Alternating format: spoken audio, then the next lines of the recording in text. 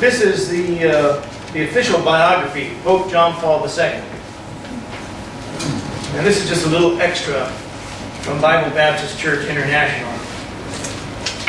But in this biography about Pope John Paul II, they talk about some of his predecessors, popes before him. And it goes on some length about Pope Pius XII. He was the Pope during World War II. Sometimes he's been called Hitler's Pope because he never criticized the Nazi Party or the German Army.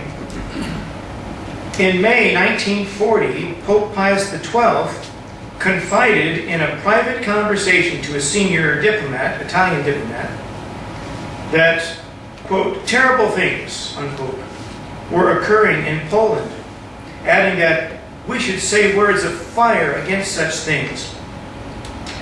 But neither he nor the Holy See, that's the Vatican, pronounced such words at any time during World War II.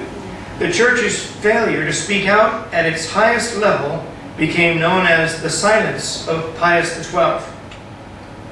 After the Nazis had occupied most of Western Europe and their atrocities were widely observed and reported, Pius XII still kept his peace. Pius XII seemed prepared to live with the repugnant realities of German policies in the name of what he perceived as the need to preserve Catholic unity at all costs. By the way, Adolf Hitler was a Catholic. Preserve Catholic unity. This stand apparently included a determination not to antagonize Hitler.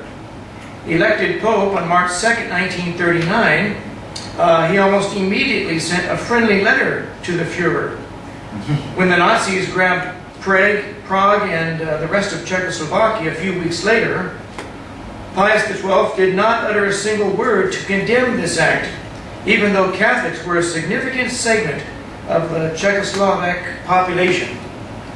That's what the official biography of one pope says about a previous pope. So it wouldn't surprise me for Pope Pius XII to be made Saint Pope Pius XII by some future pope, because those kinds of sins of neglect, if you want to call it that, never stand in the way of someone being sainted. Your Bible says in James 4:17, now to him that knoweth to do good and doeth it not, to him it is sin. Amen.